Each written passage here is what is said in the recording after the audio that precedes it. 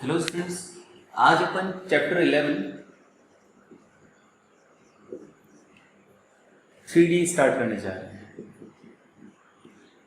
Vectors आप लोग already पढ़ चुके हैं एंड आई होप आप वेक्टर्स से अच्छी तरह परिचित हैं। 3D में अपन लाइंस और प्लेन्स के बारे में पढ़ेंगे। लाइंस आप सब जानते हैं, प्लेन्स भी जानते हैं बेटा, प्लेन सरफेस उसके बारे में पढ़ेंगे।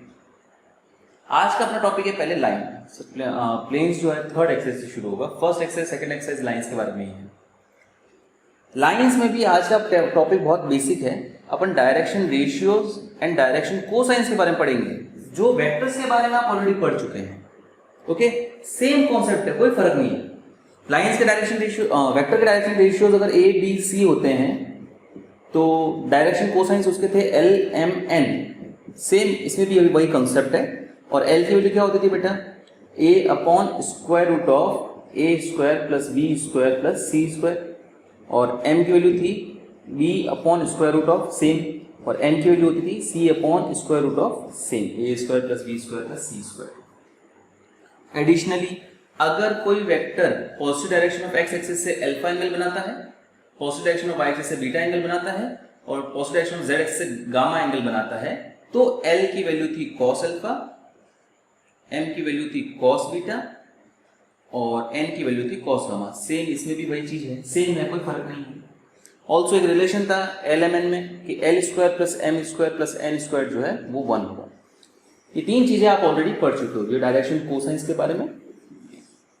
अच्छा, एक और चीज मैंने आपको बताई थी कि A square plus B square plus C square का सम जरूरी नहीं है 1 आएगा। इनफैक्ट वेक्टर के केस में तो A square plus B square plus C square का स्क्वायर रूट जो है उस वेक्टर का मैग्नीट्यूड बताता है, पर लाइन के केस में मैग्नीट्यूड तो कुछ होता नहीं है। बाकी डायरेक्शन रेशियोज, डायरेक्शन कोसाइंस का कॉन्सेप्ट सेम ही है। ओके, एडिशनली इसमें एक चीज है। क्या चीज है बेटा? अगर कोई लाइन के ऊपर 2 पॉइंट दे रखे हैं x1, y1 और z1, ये चीज उसमें नहीं थी, इस केस में लाइन के केस में होगी। और दूसरा पॉइंट लाइन के ऊपर दे रखा है x2, y2 और z2। ओके, तो इसके डायरेक्शन रेशियोज होंगे x2 minus x1 comma y2 minus y1 comma z2 minus z2। ये चीज उसमें नहीं थी लाइन वेक्टर के केस में, लेकिन लाइन के केस में। अच्छा, डायरेक्शन रेशियोज कैसे, डायरेक्शन कोसाइंस कैसे निकालोगे बेटा? ये सेम है, ये ए बी सी आ गया। इन ए बी सी में आप इनका जो मैग्नीट्यूड है this square plus this square plus this square का स्क्वायर रूट क्या होगा? x2 माइनस x1 का होल स्क्वायर का प्लस y2 माइनस y1 का whole square plus z2 minus z1 का होल स्क्वायर का स्क्वायर रूट। ये वाला फॉर्मूला लगा रहा हूं मैं। ये a है, ये b है, ये c है। इन तीनों के स्क्वायर का सम का square root, a square plus b square plus c square का स्क्वायर रूट क्या होगा बेटा? ये एक्चुअली x1 y1 z1 और x2 y2 z2, इन दोनों के लिए ये चीज तो pq होती है, डिस्टेंस pq, डिस्टेंस फॉर्मूला ही तो है ये, है ना? तो x2 minus x1 upon pq, y2 minus y1 upon pq। Direction ratios में अगर अपन ये जो लेंथ है pq वो डिवाइड कर दें तो अपन को डायरेक्शन कोसाइंस मिल जाएंगे। ओके, ये चीज थोड़ी सी अलग है, पहले नहीं पढ़ी है, अब आपको ध्यान रखनी है। तो चलिए डायरेक्शन रेशियो और डायरेक्शन कोसाइंस निकालना सीखते हैं। आज की एक्सरसाइज में केवल डायरेक्शन रेशियो और डायरेक्शन कोसाइंस निकालना ही है। Example 1. If a line makes an angle of 90 degree, 60 degree and 30 degree with positive direction of x, y and z axis respectively, find its direction cosines. Okay, मतलब x axis से angle है 90 degree मतलब alpha है 90 degree, y axis से angle है 60 degree मतलब beta है 60 degree, and gamma है 30 डिग्री z axis से एंगल। तो डायरेक्शन कोसाइंस जो है बेटा वो क्या होते हैं? L, M और n क्या होता है? ये तो इसके केस में पॉजिटिव डायरेक्शन में x एक्सिस, y एक्सिस और z एक्सिस से एंगल दिए हुए हैं ना, तो ये वाला फॉर्मूला लगाएंगे cos अल्फा, cos बीटा और cos गामा। cos अल्फा क्या होगा? cos 90 डिग्री यानी कि 0। cos बीटा क्या होगा? cos 60 डिग्री यानी कि 1/2 एंड cos 30 डिग्री यानी कि √3/2। तो डीसीज क्या हो गए? DCs of line are 0, 1/2, √3 by minus का √3 बाय। ओके, बहुत सिंपल था ये तो क्वेश्चन। सारे आज के एक्सरसाइज सारे क्वेश्चन सिंपल ही है। Next example 2, if a line has direction ratios, इस बार डायरेक्शन रेशियोज दे रखे हैं बेटा, क्या दे रखे हैं 2, -1 और -2। Then determine the direction cosines, बहुत इजी है, ये आपका A है, ये B है, ये C है। क्या होता है बेटा DC? L होता है A/√A² + B² + C², ये वाला फॉर्मूला लगेगा। ABC दिए हुए है ना, DR से DC निकालने के लिए। M होता है B/√B² A² + B² + C², और N होता है C/√A²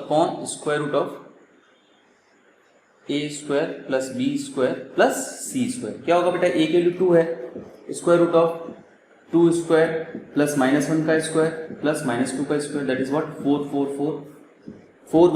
9, मतलब 3 आ जाएगा 2/3। ये आ जाएगा B की वैल्यू है -1/3 और ये आ जाएगा C की वैल्यू है -2/3। तो DCs आ गए आपके 2/3,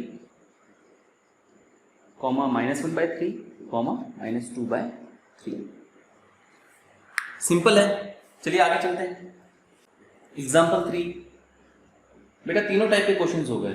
एक तो 2 टाइप के तो हो गए, तीसरा अभी ये है। एक तो ये हो गया कि अभी इससे पहले वाला किया DR दिए हुए हैं और DCs निकालने हैं। फॉर्मूला से A/√A² + B² + C², B/√A² + B² + C², और तीसरा फॉर्मूला भी है। और एक था अल्फा, बीटा और गामा दिए हुए, उससे cos alpha, cos beta, cos gamma निकालना है, वो DCs निकालने हैं।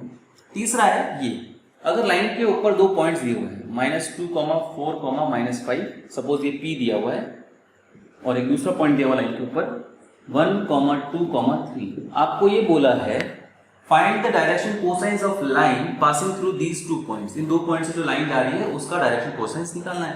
तो इसका डायरेक्शन कोसाइंस का भी जस्ट मैंने फॉर्मूला बताया बेटा आपको, x2 - x1 upon distance PQ। अच्छा, डिस्टेंस PQ अपन पहले निकाल देते हैं। डिस्टेंस PQ क्या होगा बेटा, ये आपका x1 y1 और ये z1 है, ये आपका x2 y2 z2 है। डिस्टेंस फॉर्मूला लगा देता हूँ मैं, 1 - -2 1 + 2 का होल स्क्वायर + 2 - 4 का होल स्क्वायर प्लस 3 - -5 3 + 5 का होल स्क्वायर, यानी कि यह आएगा √9 + 4 + 64, दैट इज व्हाट 68 + 9 77, √77।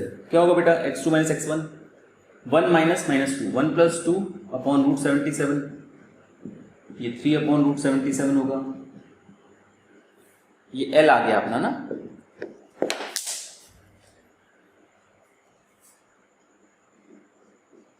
M होगा आपका y2 - y1 upon PQ। y2 - y1 की वैल्यू होगी बेटा 2 - 4 अपॉन, ये चीज़ ध्यान रखें कि दिस माइनस दिस कर रहे हैं ना, तो सबके लिए यही चीज़ फॉलो करें। 1 - -2, ये this minus this, this minus this, उल्टा नहीं करना। या तो ऐसे करो तो सबके लिए ऐसे ही करना। ओके, 2 - 4 अपॉन √77, यानी कि -2 अपॉन √77, और लास्ट n होगा z2 - z1 अपॉन PQ, यानी कि 3 - -5 3 + 5 अपॉन √77,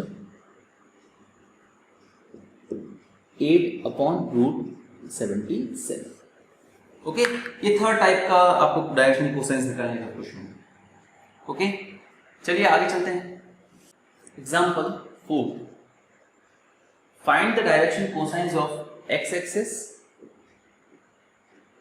y एक्सिस का भी निकालना है। 3 लाइंस है एक्चुअली, तीन डायरेक्शन कोसाइंस के पेयर निकलेंगे, और तीसरा है z एक्सिस। एक मैं बता देता हूँ, बाकी दोनों आपको करना है। बेटा x एक्सिस के बारे में आप क्या जानते हैं, इसके डायरेक्शन कोसाइंस कैसे निकाले जाए इस लाइन के x एक्सिस के। देखिए, x एक्सिस के बारे में जानकारी ये है कि x एक्सिस खुद से एंगल बनाता है 0 डिग्री का, मतलब अल्फा होगा 0 डिग्री का। अल्फा बीटा गामा अपन को नोन है। किसी भी लाइन एक्सिस के खुद से एंगल 0 डिग्री होता है और बाकी दोनों एक्सिस से एंगल होता है 90 डिग्री। तो अल्फा बीटा गामा जो है वो अपन को नोन होते हैं। क्या होता है अल्फा बीटा गामा? अल्फा होता है X axis angle, X axis का एक्स एक्सिस एंगल है 0 डिग्री। ये बीटा होता है Y axis angle, X axis का वाई एक्सिस एंगल है 90 डिग्री। गामा होता है जेड एक्सिस का एंगल, एक्स एक्सिस का जेड एक्सिस एंगल होता है 90 डिग्री। तो अल्फा बीटा गामा नोन हो गए, तो एल एम और एन क्या हो गए, कॉस अल्फा यानी कि कॉस 0 डिग्री यानी कि ये होगा 1, कॉस बीटा यानी कि कॉस 90 डिग्री ये होगा आपका 0, और कॉस गामा यानी कि कॉस 90 डिग्री अगेन जो वापस होगा 0। तो एक्स एक्सिस के डायरेक्शन कोसाइंस आ गए 1 0 0। एग्जैक्टली सेम है वाई एक्सिस के लिए।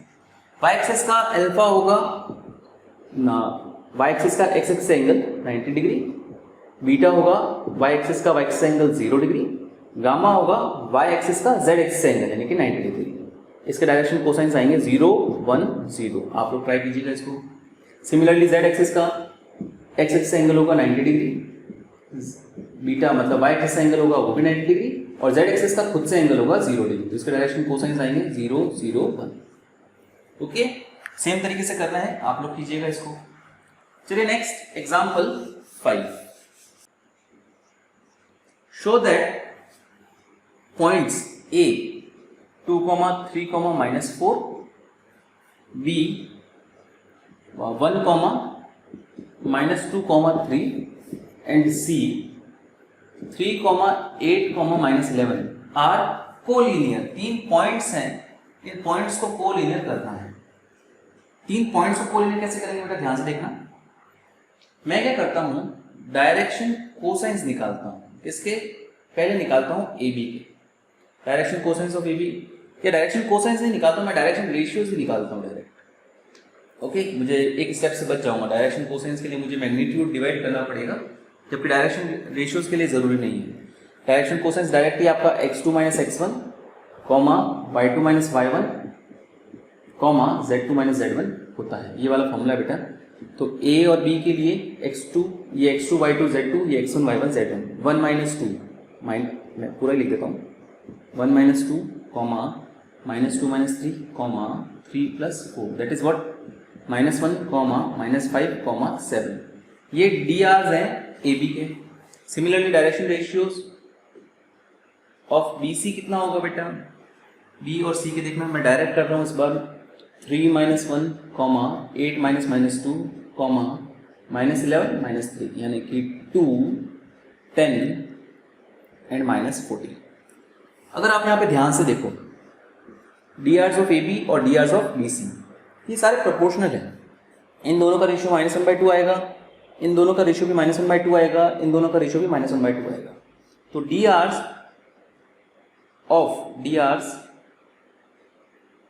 ए B and B C are proportional. आप याद करो वेक्टर्स में अपन ने क्या सीखा था, डी आर से प्रोपोर्शनल होते हैं। इसका क्या मतलब होता है, या दो वेक्टर्स डी आर से प्रोपोर्शनल होता है, इसका मतलब ये है कि दोनों जो लाइंस हैं ए बी और बी सी वो पैरेलल होगी।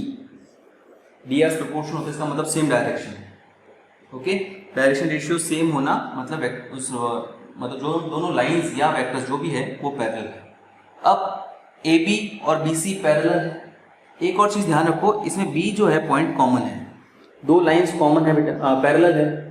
ए बी और बी सी पैरेलल है, और ये पॉइंट बी जो है कॉमन, ये अलग अलग तो हो नहीं सकते। मतलब क्या होगा, ये बी सी ऐसे है, ये दोनों पैरेलल भी है और पॉइंट कॉमन भी है। इसका मतलब सीधी सी बात है, ए बी और सी जो है तीनों कोलिनियर है, एक लाइन में।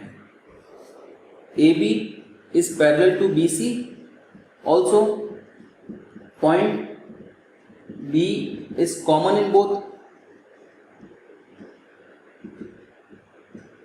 that implies A, B and C are collinear.